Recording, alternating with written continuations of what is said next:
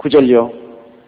만일 내 눈이 너를 범죄케 하거든 떼어내버리라. 한 눈으로 영생에 들어가는 것이 두 눈을 가지고 지옥불에 던지는 것보다 나으니라. 두 눈 뚜렷이 뜨고 다니면서 범죄에 지옥 들어가는 보라는 차라리 애꾸눈이 되더라도 범죄하는 것을 버리고 주님 섬기며 살다가 천국 들어가는 것이 낫다. 이 말은 주님께서 굉장히 엄하게 죄가 결국 우리를 파멸시킨다는 것을 경고하는 것입니다. 팔, 다리를 벤다고 해서 죄 안 지는 것 아니고 눈 하나 뽑아버린다고 해서 죄 안 지는 것 아닙니다. 그러나 주님이 여기 말씀하는 것은 그럴 정도로 엄하게 차라리 팔을 잘라버리고 다리를 잘라버리고 눈 하나를 뽑는 한이 있더라도 세상과 세상 죄악을 따라 살다가 지옥 가지 말고 불구자가 되어서라도 천당 들어가는 것이 낫다는 것을 주님이 말씀하는 것입니다. 여기에서 주님이 크게 대조해서 설명하는 것은 세상에 아무리 부귀 영화 공명이 좋고 하더라도 세상 죄에 빠져서 죽으면 아무 이익이 없고 영원한 불꽃 속에 들어가서 옛날 세상에 좋았던 것은 꿈에 본 적 잊어버리고 그 영원히 계시는 고통 속에 몸부림치게 된다는 것입니다.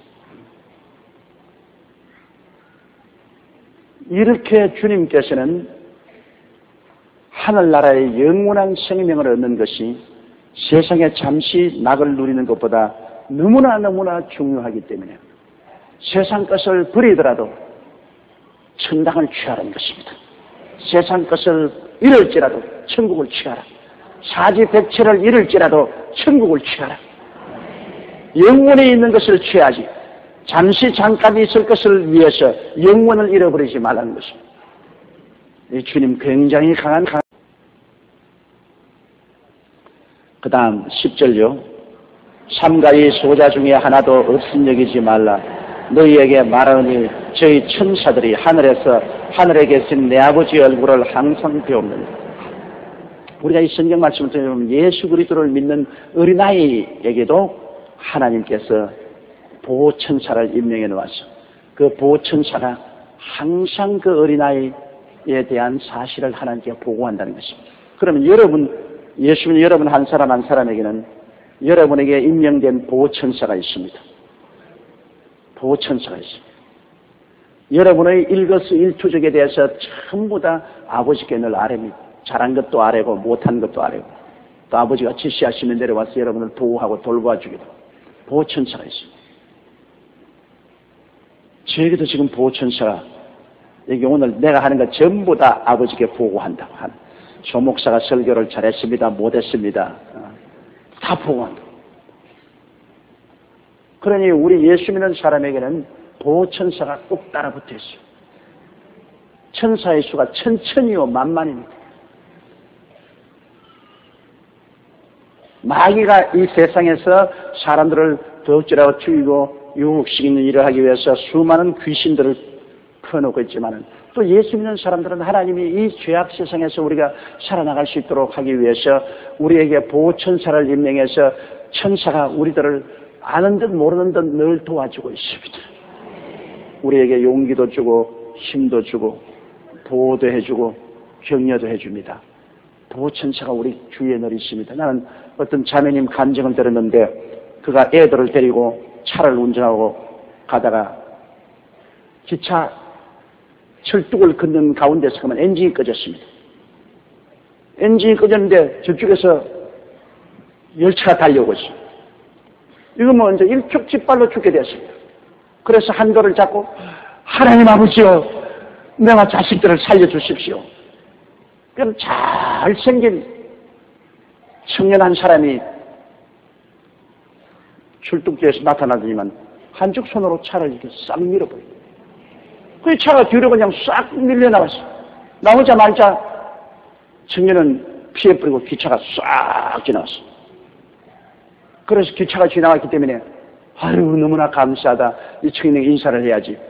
기차 지나고 난 다음 차에서 내려서 보니까 그 청년이 온데간데 없어요. 아무리 차고 보호천사에 있었습니다. 미국에서는 여러분 방울뱀에 물리면 즉살해요. 그런데 집에서 상당히 떨어진 농장에서 산에 풀을 베다가 그냥 방울뱀에 물렸어요. 방울뱀에 물리면 즉시로 온몸이 마비가 오는데 고하면 하나님 아버지요, 나는 이 자리에서 이제 방울뱀에 물려서 죽습니다. 주님 나를 살려주십시오. 어떤 사람이 흰옷을 입고 그 옆을 지나가는 듯이 오더니면 당신 방울뱀에 물렸구나. 내가 엎혀라. 엎혔는데 한 발자국 떼고 두 발자국 떼는데 집 앞에 와 있더랍니다.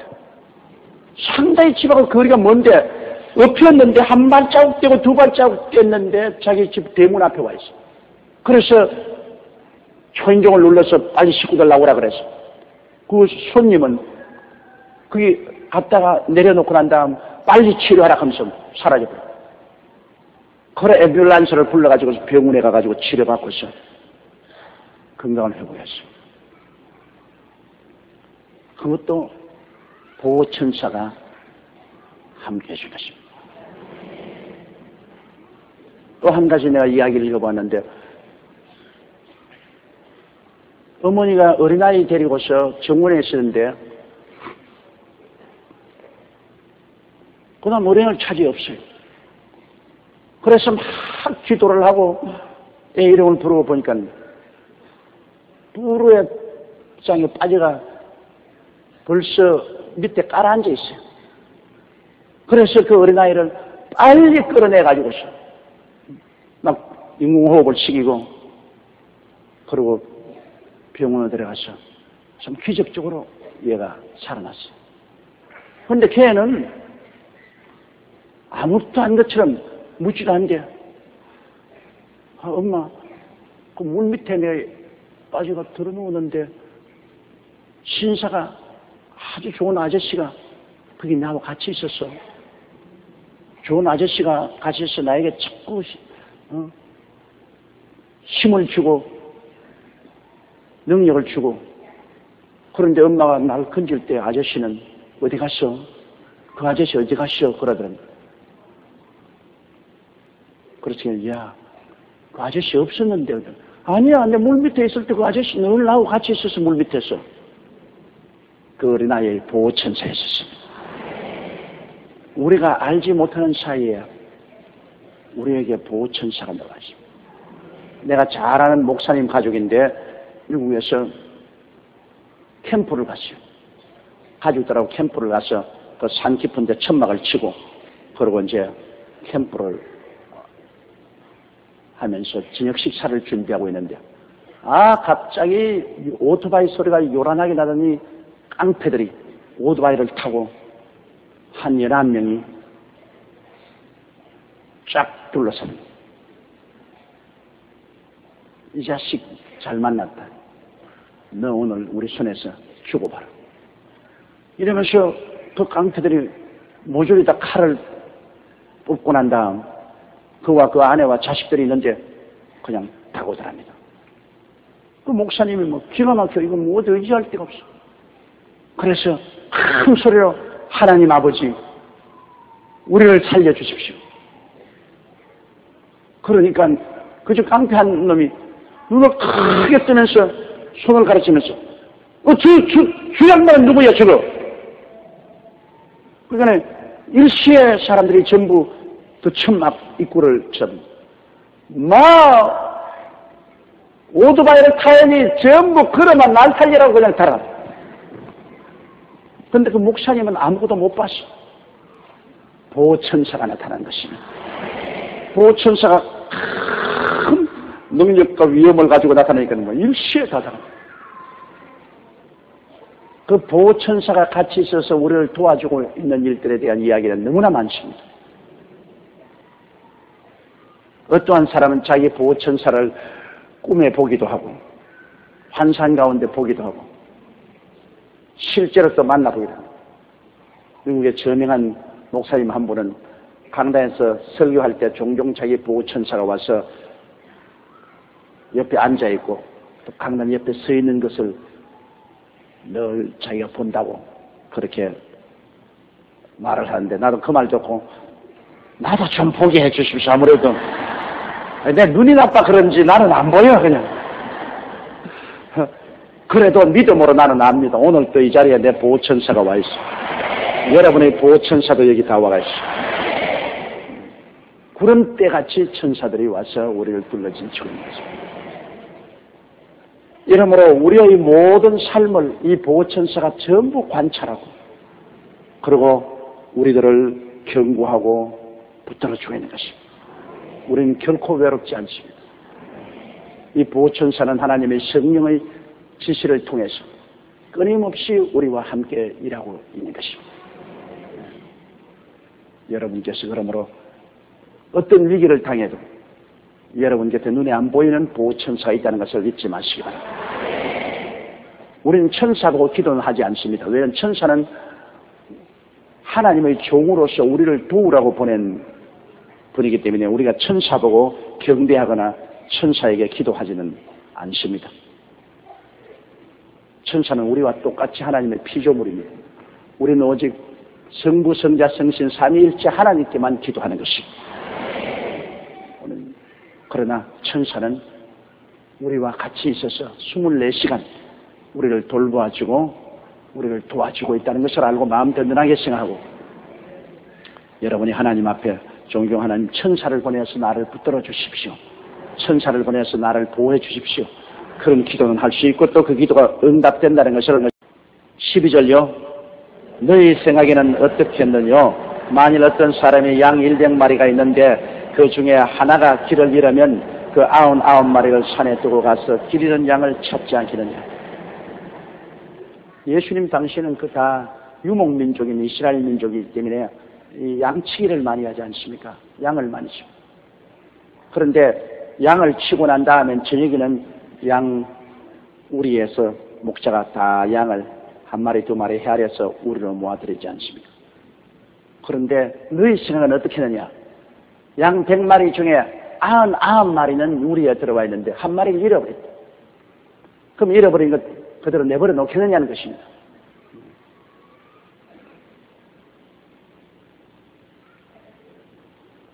그러면 이 사람은 양 99마리는 우리에 두고 잃어버린 한 마리를 찾기 위해서 산과 들로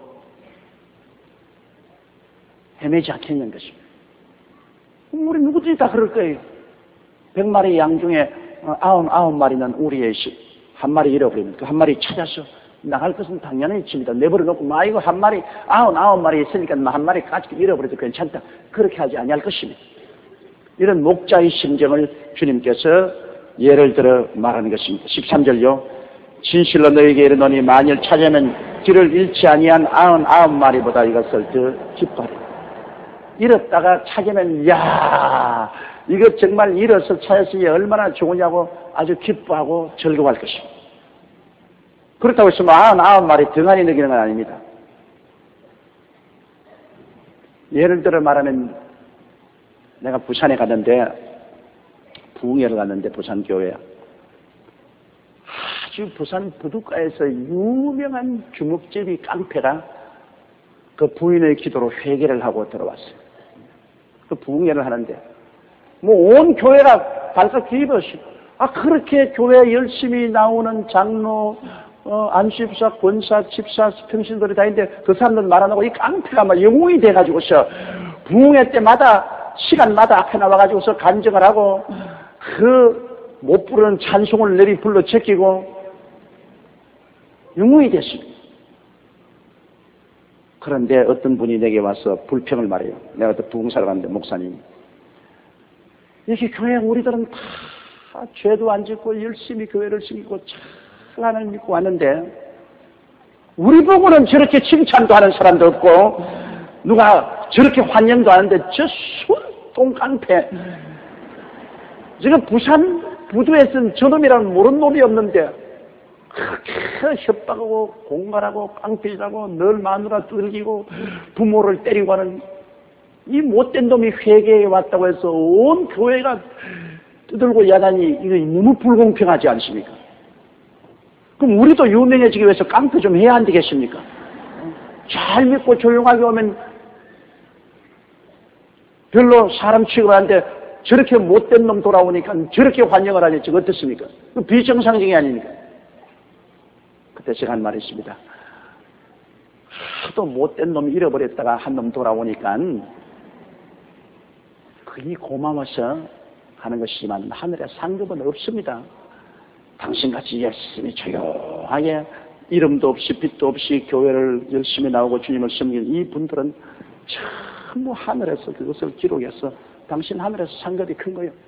저 사람은 99마리 잃어버리지 않은 양이 아니고 잃어버린 한 마리 양이 완전히 일이나 사자에게 찢길 것이 돌아왔으니까 그 때문에 일시적으로 기뻐하고 즐거워하죠. 그러나 그것이 99마리 양보다 더 중요하다는 것은 아닙니다. 저 사람도 저렇게 하다가 얼마 있지 않으면 조용해집니다. 저 사람도 99마리 양 속에 들어가서 이제 그런 인기는 사라져버리고 다음에 또 잃어버리는 양 들어오면 또 그게 또 야른 dob식입니다. 섭섭하게 생각하지 마십시오. 사실 그렇습니다, 여러분. 열심으로 죄짓지 않고 젊을 때부터 하나님을 잘 섬기고 교회를 잘 받드는 그 사람이 훨씬 하늘나라나 교회에 더 귀중하고 좋은 것입니다. 반사회적이고 반교회적으로 나쁜 짓만 하다가 회개하고 돌아왔다고 해서 막 교회가 떨썩하게 그것을 받드는 것은 일시적인 것입니다. 그것은 그렇게 마귀의 종이 되었다가 하나님께로 돌아오니까 기뻐서 그렇습니다. 잃어버린 한 마리 양을 찾았으므로 기뻐서 그렇죠. 항상 그 사람을 그렇게 치게 올리는 것은 아닌 것입니다. 저도 우리 교회 목회하면서 한국에 이름 있는 깡패 두목 둘이나 내가 전도해서 우리 교회를 받아들이고 또 교회에서 특별 대우도 내가 해준 적이 있습니다. 그 때문에 내가 공격을 많이 받았어요. 우리 교회 우리 목사님들 그렇고 재직들도 그렇고 어떻게 깡패 두목을 목사님이 데려다가 그냥 대강당에서 결혼 예식도 베풀어주고 그렇게 하느냐. 그럴 수가 있느냐. 그 예반돼서. 그때 내가 한 말이 있습니다. 탕자가 돌아올 때 이 내 아들은 죽었다가 살아났으며 잃었다가 얻은 것이 기뻐함에 마땅하다. 타락하지 않은 맏아들이 와서 나는 이거 뭡니까? 나는 내내 아버지를 섬겨 열심히 일했는데 나는 이거 뭡니까? 동생은 아버지 재산 가지고 가서 창기와 다 먹어 치워버리고 이제 빈손 들고 병들어 들어오니 아버지가 그를 환영하여 살찐 송아지를 잡았나이. 그때 아버지가 얘야 너는 나하고 같이 있으므로 내 것이 다 내 것이다. 그러나 내 동생은 죽었다가 살아났으며 잃었다가 얻었으니 살찐 송아지 한 마리 잡는 것 그 마땅한 일 아닌가. 함께 와서 즐기자. 그것은 뭐냐? 잃었다가 얻었으며 죽었다가 살아났기 때문에 너무 기뻐해서 송아지 한 마리 잡은 겁니다. 그러나 잃지도 않고 죽지도 않고 늘 부모와 같이 있은 사람에게는 부모가 있는 것 다 네 것이라십니다. 내가 가진 것은 다 내 것이다. 그러나 돌아온 그 사람에게 다 주진 그건 송아지 한 마리밖에 안 줬어요. 다 안 주는 겁니다. 여러분 이름도 없이 빛도 없이 착실히 주를 섬기는 그 사람에게 주님께서 모든 것을 맡기십니다. 마귀의 자식 됐다 돌아오면 돌아왔기 때문에 일시적으로 기뻐하고 즐거워하는 것이지 그 양 99마리보다도 더 즐거워하는 것은 결코 아닌 것입니다. 일시적인 것입니다. 그래서 뜨거운 사랑으로 환영해서 그리스도의 가족의 회원이 되게 만들기 위해서 그렇게 하는 것입니다. 그 사람이 특별히 가치가 있고 이뻐서 그렇게 하는 것은 아닌 것입니다. 자, 14절요. 이와 같이 이 소자 중에 하나라도 잃어지는 것은 하늘에 계신 너희 아버지의 뜻이 아닙니다. 어린 애기, 어린 아이 한 사람이라도 그 영혼을 잃어버리는 것은 하나님의 뜻이 아닙니다. 실제로 하나님은 모든 사람이 다 구원받기를 원하지만은 모든 사람이 다 하나님을 안 따를 것을 하나님은 이미 알고 계십니다. 하나님은 예지예정한다고 그랬어요. 미리 알기 때문에 벌써 구원 안 받을 사람은 주님께서 버리시고 구원 받을 사람은 이미 정해놓은 것입니다. 벌써 봐서 압니다. 들선 나무는 떡잎부터 안다고 하나님은 속을 꿰뚫어 보시는데 하나님 보시면 다 알죠. 저거는 구원 받을 사람이고 저거는 구원 못 받을 사람이고 이미 하나님 알고 계신 거죠. 그러므로 아예 아무리 해도 구원 못 받을 것은 하나님이 이미 버리버려요. 구원 받을 수 있는 가능한 사람은 주님께서 택하셔서 부르신 것입니다. 그러나 이미 주님이 부르신 자도 하나님을 스스로 반격하고 나가면 그거는 잃어버리죠. 이러므로 이미 구원 받은 사람도 하나님이 자꾸 경고하는 것은 구원을 받고 난 다음에도 잃어버릴 수 있는 가능성이 있다는 것입니다. 스스로 하나님을 반역하고 거역하고 나가면 버림받을 수 있기 때문에 하나님이 구원받은 사람들에게 경성하고 깨어서 기도하고 열심히 믿도록 늘 하는 것입니다. 나는 요사이 큰 문제가 된 복제인간, 똑같은 인간을 만드는 복제인간을 만드는 데 대해서 신문과 텔레비전에서도 말하고 우리 한국에도 이제 복제인간을 만들 수 있는 그런 기술이 개발되었다고 하는데요.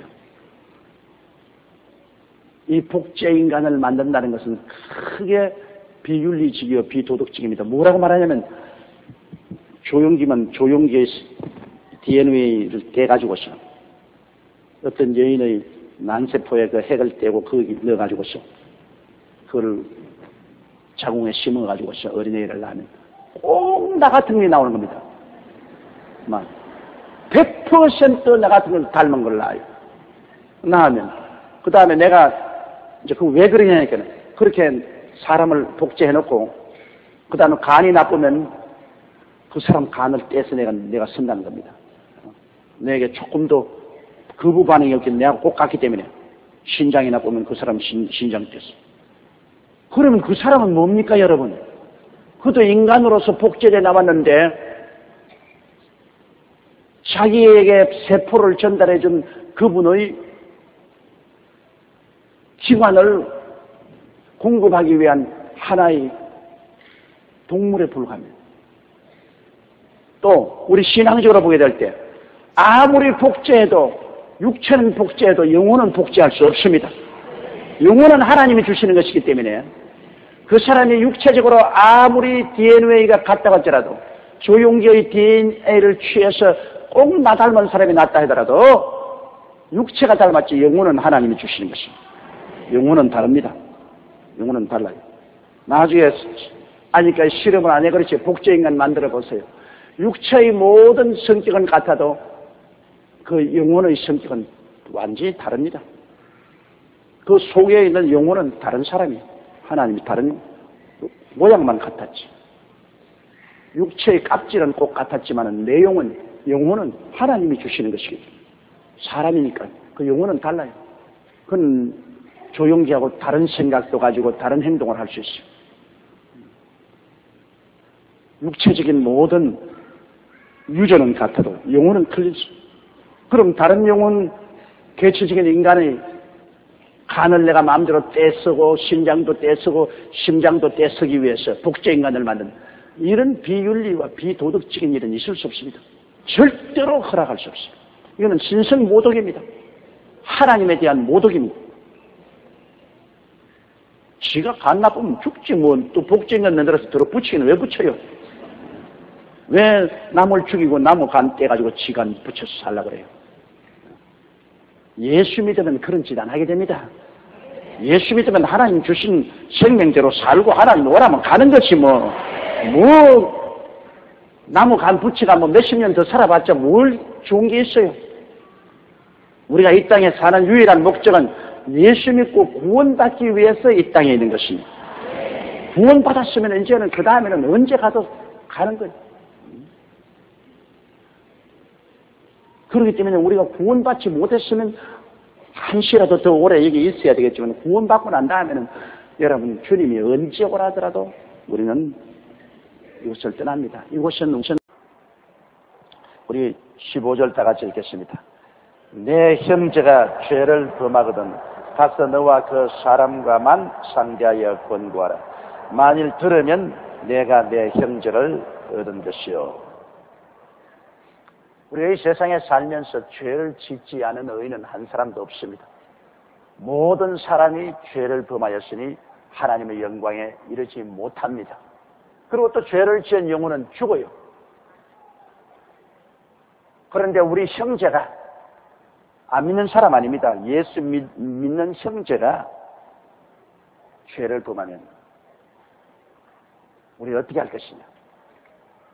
우리 대개 우리 믿는 형제가 죄를 범하면 우리는 댕기면서 막 침소 봉대해서 사람들에게 이야기를 합니다.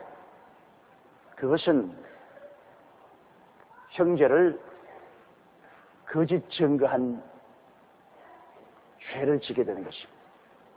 형제가 죄를 지었으면 내가 그 죄 지은 것을 분명히 알면은 성경에는 말하기를 1대1로 가서 그 죄를 회개하고 돌아서라고 간절히 권면하라고 말했습니다. 다른 사람에게서 이야기하기 전에 먼저 그 형제에게 가서 권면하라.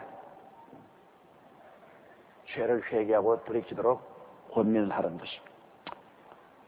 대개 우리는 형제가 죄를 지으면 무관심해버리거나 그렇지 않으면 소문을 퍼뜨리는 일을 많이 합니다. 1대1로 가서 얼굴을 마주대고 권면하지 않습니다. 참 좋은 친구는 1대1로 가서 권면을 해준 친구가 참 좋은 친구입니다. 자꾸 아부만 하고 잘한다고 칭찬만 하고 잘못한 점을 솔직히 지적해주는 그런 일은 참으로 하기가 힘이 듭니다, 여러분. 왜냐하면 우리 한 사람 한 사람이 천사가 아니기 때문에 형제를 보고 죄를 지었다고 하려고 할 때 내 죄가 먼저 마음속에 갇히게 되기 때문인 것입니다. 성경의 주님께서도 내 형제의 눈에 티는 보고 내 눈에 있는 들보는 보지 않느냐. 내 눈에 있는 들보를 먼저 뽑고 난 다음에 형제여 내 눈에 있는 티를 뽑아라. 그렇게 하라고 주님께서 말씀하셨습니다. 우리가 재판관도 아니고 우리가 슈퍼맨도 아니고 나는 온전히 정의로운 사람도 아니기 때문에 내 스스로도 허물투성이고 죄가 많은데 형제에게 가서 이것저것 간섭하는 것 힘듭니다. 여러분, 어떤 사람은 교회 와가지고서 영분별의 연사를 받았다고 하고 다니면서 모든 사람의 허물을 덜추어내고 돌아다닙니다. 그건 영분별한 은사를 아니라 형사의 은사를 받은 사람. 영분별한 은사가 아닙니다. 남의 허물을 덜추어내고 남을 정죄하는 것은 굉장히 조심해야 됩니다, 여러분. 왜 그러냐? 자기가 온전하지 못한 사람이 남을 온전하라고 할 수 없죠.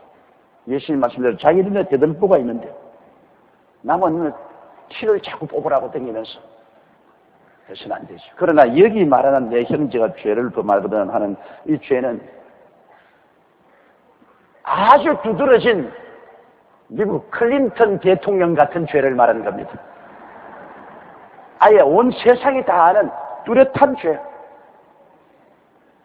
예를 들어 말하면 성경 말씀대로 다른 신을 섬긴 죄, 우상에 절한 죄, 하나님을 욕한 죄, 성수주의를 안 한 죄, 부모에게 불효한 죄, 안 그러면 사람 죽인 죄, 세상이 다 알게 간음한 죄, 그렇지 않으면 11조 도둑질하거나 나무 물건 도둑질한 죄, 다른 사람에게 그냥 두드러지게 다른 사람을 비난하고 다니는 사람, 그리고 다른 사람 못되게 자꾸 하는 사람, 이 두드러진 죄, 두드러져서 이야말로 하나님의 법을 정면으로 어긴 죄, 하나님의 계명을 어긴 죄, 이런 죄는 우리가 가서 권면을 하고 돌이켜야 됩니다. 왜냐하면 그 죄 가운데 내팽개쳐 놓으면 그 영혼을 잃어버릴 위험이 있습니다. 예수 그리스도의 보혈로 말미암아 구원을 받았지만은 죄가 들어오면 죄는 사람을 하나님께로부터 분리시킵니다. 하나님과의 교제를 끊어버립니다. 그러므로 예수 그리스도의 보혈로 구원받은 영혼이 그 두드러진 죄로 말미암아 마귀가 그 죄를 통해서 그 영혼을 낚아채는 이런 위험이 있기 때문에 하나님의 계명을 어긴 두드러진 죄를 짓고도 깨닫지 못하면 우리가 거기 가서 그 형제를 권면해. 나도 죄가 많은 사람이지만은 그러나 이런 두드러진 하나님의 계명을 어긴 죄는 이건 안 된다. 이건 안 된다. 이건 회개하고 빨리 돌이켜야 된다. 이것은 우리가 권면할 수 있습니다. 그러나 두드러지게 하나님의 계명을 어기지 않은 죄 중에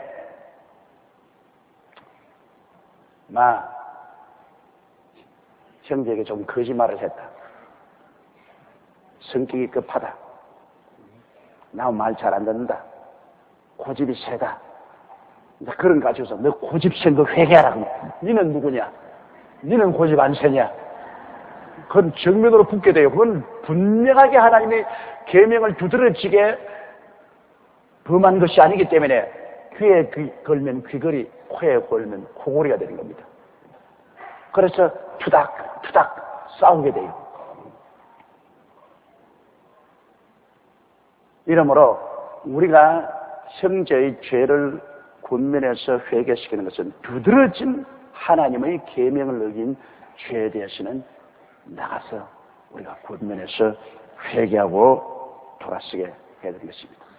그 이외에 우리가 살아가는 동안에 성격적인 차이라든지 개성적인 차이라든지 이런 걸 가지고 내 마음에 맞지 않는다고 해서 사람들을 자꾸 비난하고 공격하면 이것은 안 됩니다. 여러분, 사람은 전부 개성이 다르고 성격이 다르기 때문에 자기 개성대로 살고 자기 성격대로 삽니다. 그거는 회개하라 하지 말고 서로 좋아하고 양보하면서 살아야 됩니다. 사람이 그 개성과 성격은 참으로 변화시키기가 힘듭니다. 이러므로 그리스도의 사랑 가운데 서로 양보하고 서로 좋아하는 그 마음을 가지고서 살아야죠. 고쳐라. 나 위해서 내가 변화를 받아라. 그렇게 하면 상대방에서 말합니다. 네가 먼저 고쳐라. 너 날 위해서 너 스스로를 고쳐라. 이러면 사람이 함께 살아가는데 서로 용납하고 서로 좋아해 사는 것 참 힘듭니다, 여러분. 그러므로 부부간에 결혼해서 할 때는 그 속에 있는 자기 고집을 뽑아놓고 살아야 돼요. 부부간에 함께 좋아해 산다는 건 여러분, 그 힘든 일입니다. 그 쉬운 일이 아니에요. 왜? 남편도 자기 개성이 있고 부인도 개성이 있어요. 남편도 고집이 있고 부인도 고집이 있고 남편도 성격이 있고 부인도 성격이 있고. 그리고 또 사물을 보는 데 있어서 남자가 보는 관점하고 여자가 보는 관점하고 틀립니다.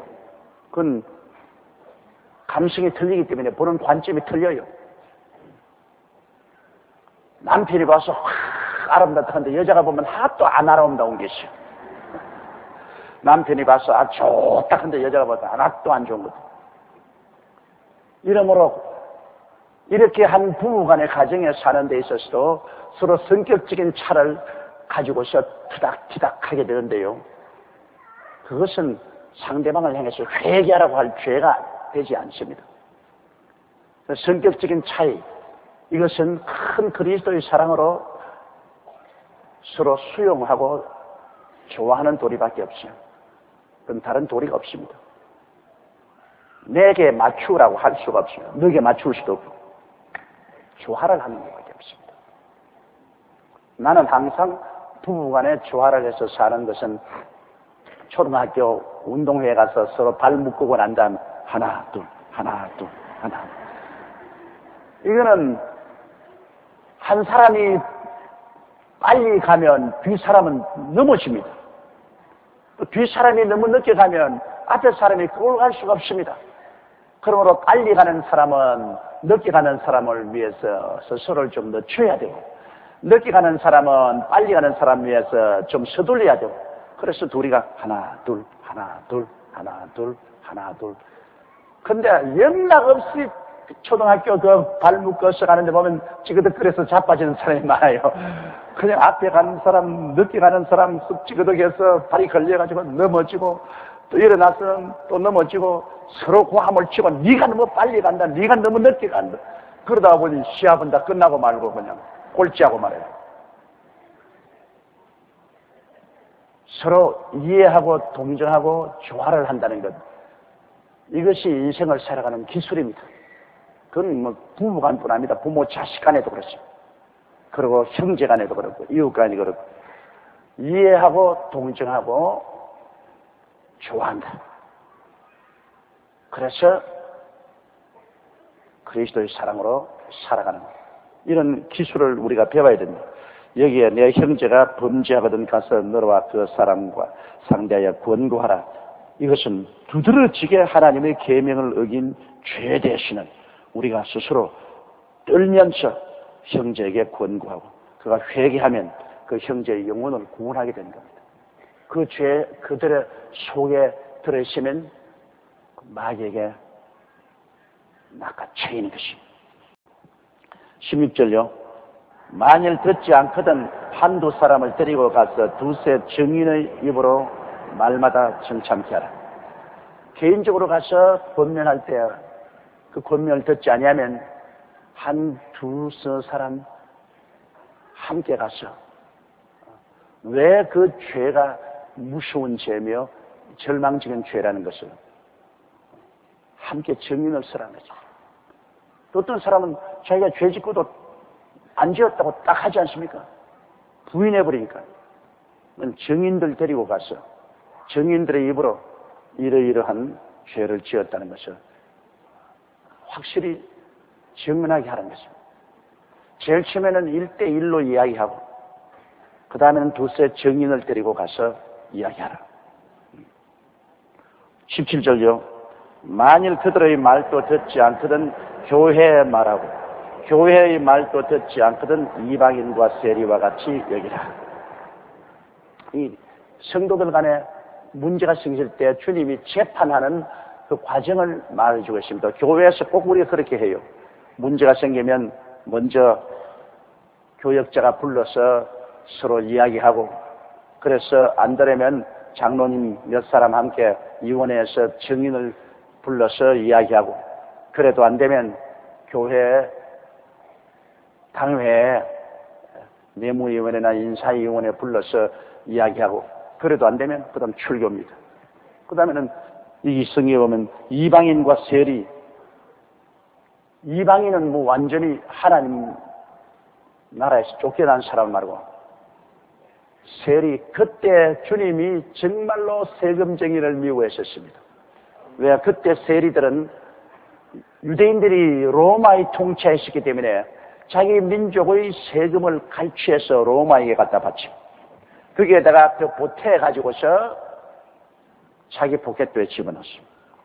이러므로 주님께서는 이 부정하는 이 세리들을 굉장히 미워하고 정죄하셨습니다. 난 요 며칠 전에 텔레비 뉴스를 보니까 수해를 당해서 비닐하우스도 다 날아가고 농지가 결단이 난 사람들을 위해서 정부에서 수억 대의 보상금을 줬는데, 그래서 비닐 사업을 하는 분이 비닐이 다 날아가고 그랬는데, 거기에 나온 보상금이 얼마 받았냐? 그러니까 5,000원 받았다. 미치고 환장할 노릇이야. 5,000원 보상금이 도대체 뭡니까? 그거 다른 사람들도 가보니까 2만 원 받았다, 5만 원 받았다. 실제 군청에 가서 보니까 3천만 원에서 5천만 원 나간 것으로 돼 있어. 그러면 그 공무원들이 다 떼먹은 거야. 번지수도 없는 것을 수에 난 번지수를 만들어 가지고서 그게 다른 사람 이름을 적어 넣어 가지고서 거기에서 난 보상금 수억을 포켓도 집어넣어. 이러고는 나라가 절대로 안 됩니다. 어느 해먹어도 유푼수가 있지 이런 법이 어디 있어요. 수해를 당하여 그렇지 않더라도 살 길이 막연하고 처참한 정경이 있는데 그래 벼룩이 간을 내먹지 그런 상처 있고 고난당하는 사람들을 탈취하는 한국에 이러한 공무원이 있는 이상 한국은 내일이 희망이 없습니다. 해도 너무 나는 그날 그 텔레비 뉴스 보고 아예 앞이 캄캄해요. 앞이 캄캄해. 국가에서 국민들 세금으로 우리들 세금으로 그 상처 입은 우리 동포들 그 수해당한 사람들에게 그만한 제기할 수 있는 보상금을 주고 그대로 가면 이분들이 제기할 수 있어요. 다 2천만 원, 3천만 원 많은 사람은 억대를 보상받아서 다시 제기할 수 있는데 그래 5천 원 받았다, 10,000원 받았다 어떤 사람은 이름만 들었지 받지도 못했다. 그러면 공무원들이 앉아가지고 다 해 처먹어 버렸어요.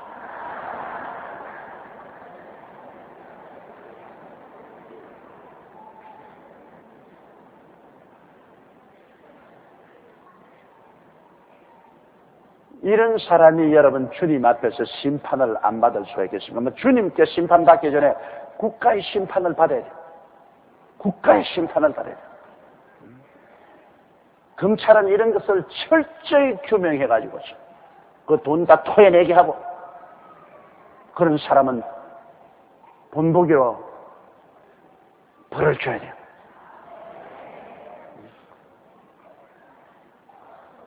남의 상처 입은 사람을 이용해가지고서 후복을 채우는 일은 아주 악합니다. 그건 아주 악질이에요. 그러므로 교회에서도 형제들 가운데 하나님의 계명을 어기는 죄를 지었으면 한 사람 1대1로 가서 권면하고 그래도 권면 안 되려면 두세 사람이 가서 함께 권면을 하고 두세 사람이 함께 권면도 안 되려면 교회의 정식 위원회에 가서 재판을 받고 그래도 안 되려면 쫓아내버려요. 이방인같이 세리같이 출교해버려요.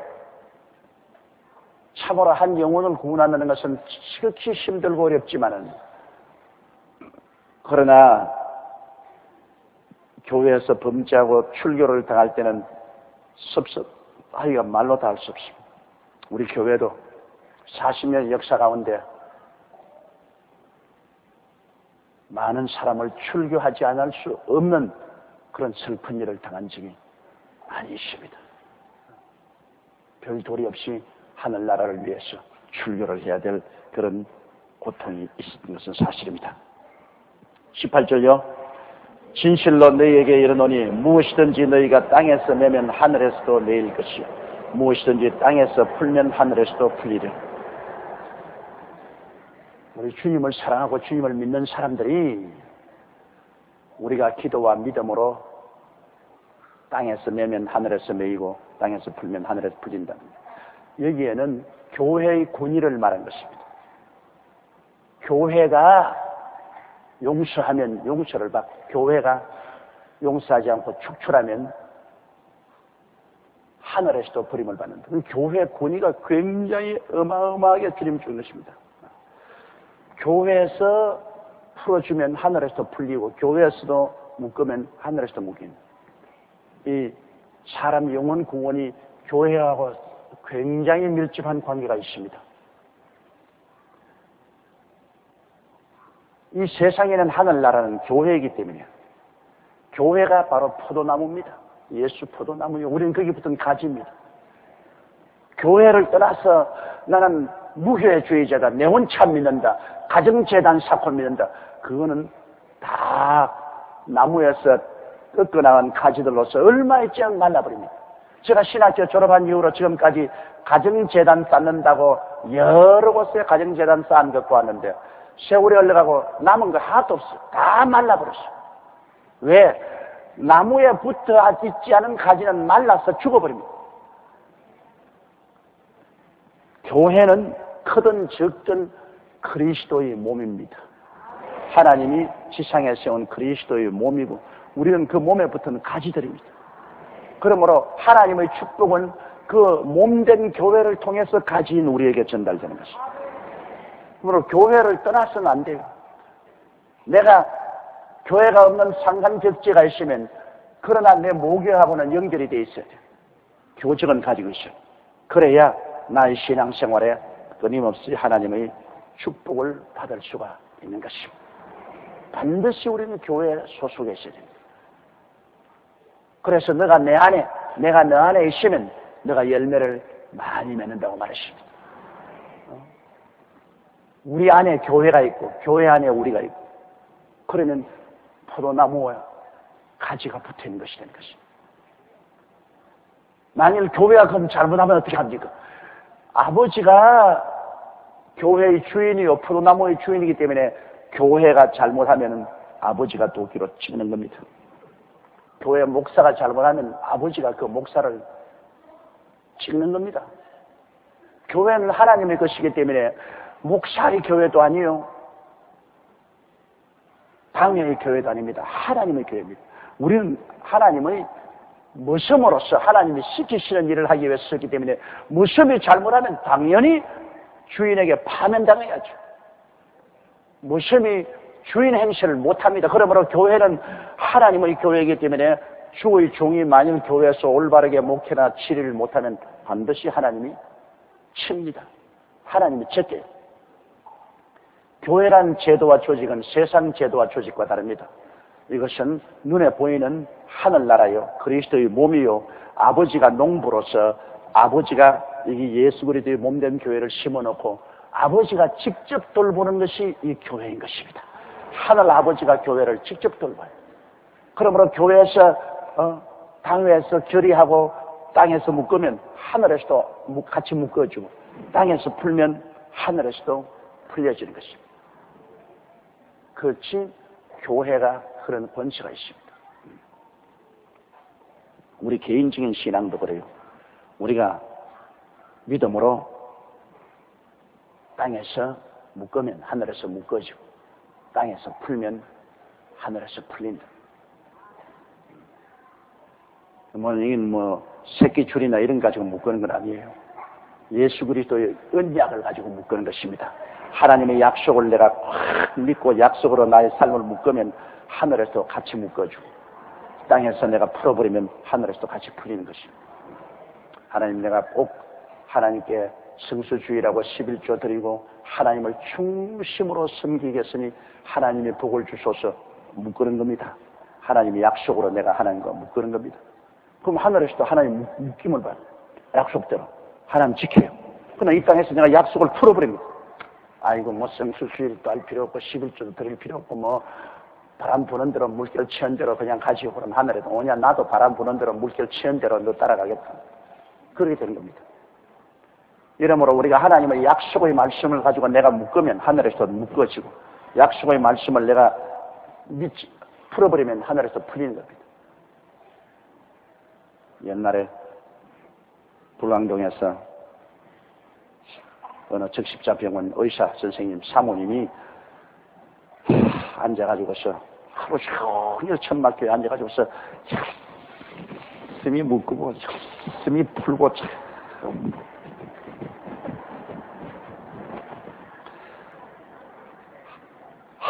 기가 막혀요. 땀을 뻘뻘 흘리면서 묶고 그랬어 내가.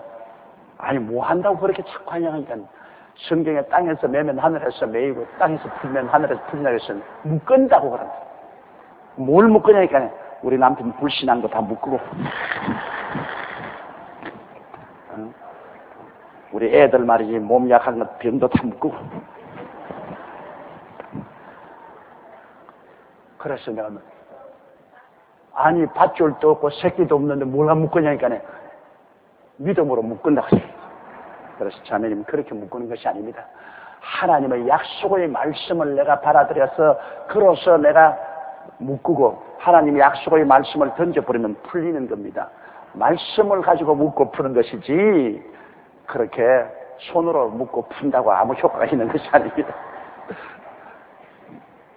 우리는 하나님 약속의 말씀을 마음속에 깊이 받아들이면 그 말씀으로 묶인 상태인 것입니다. 풀면 또 풀린 상태.